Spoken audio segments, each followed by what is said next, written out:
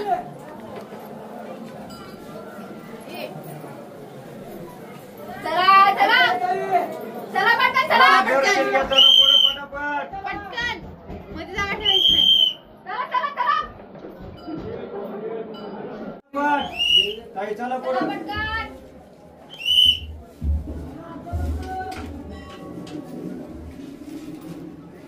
दर्शन घ्या, चला पुढे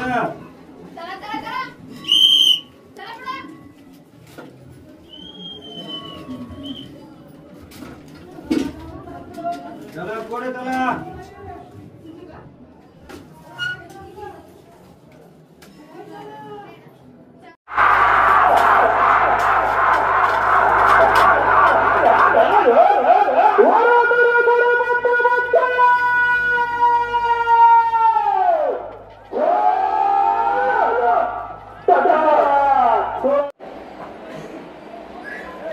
साहेब नमस्कार. नमस्कार. यात्रा उत्सव मोठ्या जल्लोषात भरलेला आहे. कोणकोणत्या धार्मिक कार्यक्रमांचं आपण आयोजन केलं या ठिकाणी? आमच्याकडं यात्रा उत्सव साधारणपणे असा असतं का साधारण या परिसरामध्ये 7 दिवसाचे सप्ते होतात, परंतु आमच्या वडद मंदिरामध्ये गेली अनेक वर्षापासून सप्ताह 15 दिवसाचा असतो. ज्या दिवशी सप्ताह बसला जातो म्हणजे स्थापना होती सप्त्याची, त्या दिवशी गावातून एक दिंडी सोहळा आणि पालखीची मिरवणूक काढली जाते.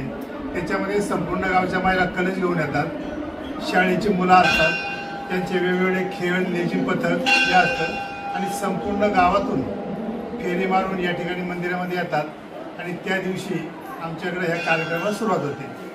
दर दिवशी नियमाप्रमाणे 7 ते 9 वाजेपर्यंत हरिकीर्तन असतं, त्यानंतर अन्नदानाचा कार्यक्रम असतो. असा हा कार्यक्रम आमच्याकडे जवळजवळ 15 दिवस चालतो. आणि माघ पौर्णिमेच्या दिवशी ही यात्रा, ह्या खंडोबाची ज्या यात्रा असतात त्या यात्रेमध्ये सर्वात मोठी यात्रा म्हणजे माघ पौर्णिमा. आणि या माघ पौर्णिमेला महाराष्ट्रातून नव्हे तर महाराष्ट्राच्या बाहेरून देखील अनेक लोक या ठिकाणी येतात. त्यामध्ये काही लोकांचे बैलगाड्याचे नवस असतात, वेगवेगळ्या प्रकारचे नवस असतात, ते नवस पेटण्यासाठी या ठिकाणी येतात. ह्या दिवसाचा कार्यक्रम असतो आमचा माघ पौर्णिमेचा. सकाळी 6 वाजता महाआरती होते. आरतीला गावातील परिसरातील सर्व भाविक या ठिकाणी येतात. त्याच्यानंतर गावातून पुन्हा पालखीची मिरवणूक असते, ती वाजत गाजत खंडोबा मंदिरात येते आणि आजूबाजूच्या गावच्या लोकांच्या काही पालख्या असतात त्या काळच्या नवसाच्या, त्याही पण वाजत गाजत या ठिकाणी येतात, दर्शन घेतात. आणि साधारण 10 वाजता बैलगाडा शर्यतीचं आयोजन केलं जातं.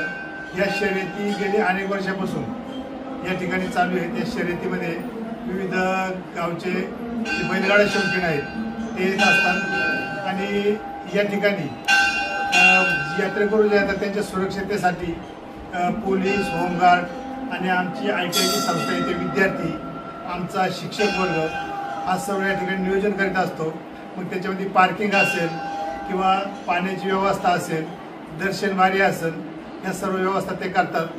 आणि आज हा कार्यक्रम झाल्यानंतर यात्रेचा संध्याकाळी या ठिकाणच्या बैलगाडा शर्यतीमध्ये जे भाग घेतलेले बैलगाडा शर्यती म्हणजे ज्यांचे नंबर आले त्यांचं बक्षीस वाटप या मंदिरामध्ये होतं. आणि साधारणपणे उद्या आमच्या इथल्या हायस्कूल, ITI आणि आजूबाजूच्या 10 ते 15 गावच्या मराठी शाळा याचा या ठिकाणी आम्ही गॅदरिंगचा एक कार्यक्रम ठेवलेला असतो. तो दिवसभर कार्यक्रम चालतो. आणि यात्रा झाल्यावर 3 दिवसांनी परवाच्या दिवशी सोमवारी या ठिकाणी जो आपला सप्ताह बसलेला भागवत सप्ताह, या सप्त्याची सांगता असते. आणि या सांगतेचा जो ह्या असतो काला असतो, काल्याचं कीर्तन असतं, ते कीर्तन होतं. त्यावेळी अन्नप्रसादाचा कार्यक्रम केला जातो. आणि यात्रेला साधारणपणे आत्तापर्यंत जर आम्ही ते सगळी पाहणी करता किंवा अंदाज घेता 3 ते 4 लोक, 3 ते 4,000 लोक या ठिकाणावर दर्शन घेऊन गेलेले आहेत. आणि ही दर्शनाची जी तुम्ही लाईन दाखवताय ही साधारण संध्याकाळी 8:30 ते 9 वाजेपर्यंत या ठिकाणी चालू असते. किती भाविक अंदाजे दर्शन घेतात इथं?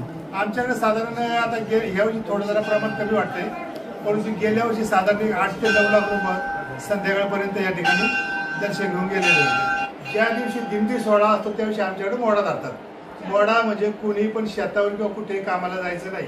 आणि ज्या महिला कलश घेऊन येतात या ठिकाणी मंदिरामध्ये आल्यानंतर आम्ही हळदी कुंकवाचा कार्यक्रम करतो. साधारण 700 ते 800 महिला त्या हळदी कुंकवाच्या कार्यक्रमाला उपस्थित असतात. आणि हळदी कुंकवाचं जे वाण असतं ते वाहन काही दानशूर व्यक्ती देतात. तर गेल्या वर्षी आणि या वर्षी आपले आमच्या इथलेच जिल्हा परिषदेचे माजी सदस्य गुलाबशेठ पारखे यांनी त्या वाहनाचं सगळं साहित्य आम्हाला या ठिकाणी दिलं होतं. मार्फत कुलस्वामी खंडेराय देवस्थानचा सेक्रेटरी आणि शिक्षण कमिटीचा अध्यक्ष म्हणून मी सर्व आलेल्या भावी भक्तांना शुभेच्छा देतो.